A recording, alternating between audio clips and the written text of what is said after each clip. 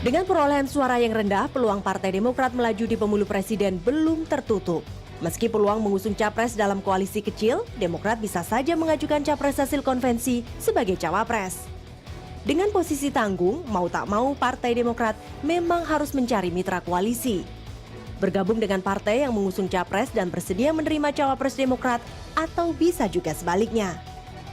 Saat ini 3 nama capres telah dideklarasikan partainya. Joko Widodo dari PDIP, Prabowo dari Gerindra, dan Abu Rizal Bakri dari Golkar. Di antara 3 capres ini, manakah yang paling menarik untuk dilamar Partai Demokrat? Hingga kini Partai Demokrat memang belum menentukan pilihan. Wacana koalisi terus bergulir seiring pertemuan para elit Partai Demokrat dengan petinggi partai lain. Wacana koalisi Demokrat dan Gerindra misalnya. Pertemuan elit-elit kedua parpol memang kian intensif. Bahkan Ketua Dewan Pembina Gerindra, Prabowo Subianto, dijadwalkan segera bertemu SBY. Pak Hendri Hartono, kalau tadi kita melihat seperti yang Pak Hendri Hartono katakan dengan skenario pertama, Demokrat tetap mengajukan capres. Ya. Kalau kita melihat hasil survei, kembali lagi Pak, yang dikatakan bahwa hasil survei itu capres-capres peserta konvensi Demokrat ini masih kalah dibandingkan dengan capres di luar konvensi. Ya. Apa strateginya? Setuju saya, karena begini. Awalnya Gerindra dari sejak jauh sebelum pemilu legislatif sudah mengannounce, sudah mengatakan bahwa memang Gerindra akan mengusung Prabowo sebagai calon presiden. Orang tentu fokusnya kepada satu. Lalu Pak Abu Rizal Bakri sudah sejak beberapa tahun yang lalu sudah di-announce, sudah dideklarasikan bahwa beliau akan menjadi calon presiden dari Partai Golkar. Itu fokus menjadi satu. PDIP masih belum memang. Awal-awal Bu Mega yang disorot lebih banyak terkait dengan kemungkinan menjadi calon presidennya PDIP. Tetapi tetap satu, bahwa kemudian ada figur lain Pak Jokowi yang muncul, lalu PDIP berubah sikap dengan mencalonkan Pak Jokowi, tapi satu. Sementara Demokrat masih dalam proses untuk menentukan satu orang. Kurun waktunya menjadi pendek, begitu ya. Sementara yang lain sudah fokus satu, orang kalau ditanya selalu pasti memilih si A, si B, si C yang satu. Sementara kalau Demokrat setelah konvensi dijadikan sebagai alat untuk memilih satu, orang masih terfokus pada 11. Bahwa kemudian suaranya menjadi terpecah-pecah ke 11 yang tidak bisa menandingi yang satu-satu tadi adalah suatu kewajaran. Tapi saya sangat percaya lalu kemudian kalau nanti Demokrat sudah memutuskan satu calon presidennya, kemudian upaya untuk mengenalkan kepada masyarakat dilakukan secara intensif, jadi suatu yang fokus begitu, kemungkinan untuk bisa mengejar ketertinggalan ke popularitas maupun elektabilitas itu masih bisa dikejar. Kapan akan diumumkan Pak Hendri Hartono? Saya hanya sekedar mendengar ya, belum ada pernyataan resmi, tetapi setelah kemarin kita melakukan debat terakhir, maka akan segera dilakukan survei oleh 3 lembaga survei, lalu sekitar tanggal 14 itu survei akan berakhir, dan kemudian akan digodok untuk memutuskan siapa yang akan dicalonkan sebagai calon presiden dari Partai Demokrat. Bagaimana Anda melihat kalau seandainya Anda yang terpilih sebagai capres dari Demokrat, Anda melihat taruhlah yang sekarang sudah sudah santer namanya ya. dijadikan capres, ada Jokowi, ya. Ada Ical, ada Prabowo. Bagaimana Anda melihat ketiga kandidat ini? Ya, saya melihatnya begini.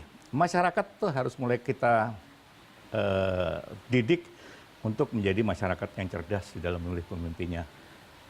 Pemilihan presiden itu bukan untuk sehari 2 hari jadi presidennya, bukan untuk seminggu 2 minggu begitu, tapi dia untuk 5 tahun. 5 tahun ini adalah kurun waktu yang sangat menentukan untuk bangsa ini akan makin maju ke depan atau justru stagnan atau makin mundur. Karena itu rakyat harus bisa kita didik untuk memilihnya itu berdasarkan pemahaman, bukan hanya sekedar karena dia tahu, bukan hanya karena sekedar dia sering lihat. Tetapi pemahaman mengatakan bahwa si A punya konsep untuk bagaimana menyelesaikan permasalahan bangsa dan bagaimana memajukan bangsa ke depan. Si B konsepnya yang seperti ini, si C punya seperti ini, yang kemudian rakyat silahkan menilai yang dianggap paling realistis dan yang paling bisa menyelesaikan permasalahan yang dihadapi oleh mereka itulah lalu kemudian dipilih. Oleh karena itu terus terang saya mengatakan agak kecewa saya bahwa kemudian rakyat masih banyak memilih orang-orang di dalam pemilu legislatif maupun dalam DPD, orang-orang yang menurut saya tidak pantaslah dia untuk terpilih oleh rakyat, barangkali karena rakyat seringnya dia melihat dengan seringnya dia hanya melihat karena sering diberitakan, maka dipilihlah tanpa dia pernah tahu sebetulnya kualitas orang ini seperti apa. Dan itu juga yang terjadi pada hasil-hasil survei capres menurut Anda? Karena sama saja, yang ditanya rakyat yang belum punya pemahaman. Yang hanya sering melihat di televisi, yang sering melihat di media, lalu kemudian yang itulah yang ada pada benaknya. Tanya siapakah yang Anda pilih kalau presiden itu dipilih hari ini. Yang sering dilihat di televisi lah yang kemudian disebut namanya. Sementara dia nggak tahu apakah betul orang ini punya kapasitas, apakah betul visi misinya sesuai dengan apa yang diperlukan oleh mereka. Jika Anda maju pilpres, dengan siapa Anda ingin berpasangan? Ya, saya tidak bisa mengatakan sekarang karena memang kita koalisinya saja belum terbentuk. Karena tidak bisa kita mengatakan saya ingin dengan si A. Sementara si A tidak didukung oleh partai misalnya. Ada karakter tertentu? Iya, tentu orang-orang yang memahami sekali lagi punya begini. Pada level yang pimpinan nasional seperti presiden dan wakil presiden, kemampuan teknis barangkali menjadi tidak terlalu penting, tetapi harus paham. Artinya begini, kalau pada level yang setinggi itu, pemahamannya harus lebar, kedalamannya barangkali tidak harus dalam. Di bidang ekonomi dia tahu, di bidang pertahanan dia tahu, di bidang kesejahteraan rakyat dia harus tahu, di bidang teknologi dia harus tahu, tetapi tidak harus dalam. Yang kemudian pembantu-pembantunya lah yang dia sempit tetapi dalam. Level presiden dan wakil presiden yang lebih paling penting adalah leadership. Mengkoordinasikan semua pembantunya agar kemudian apa yang dilakukan oleh pembantunya itu berada dalam suatu kerjasama yang saling mendukung untuk mensukseskan suatu program. Jika Anda kalah dalam konvensi, apa yang akan Anda lakukan? Kalah dalam konvensi, iya.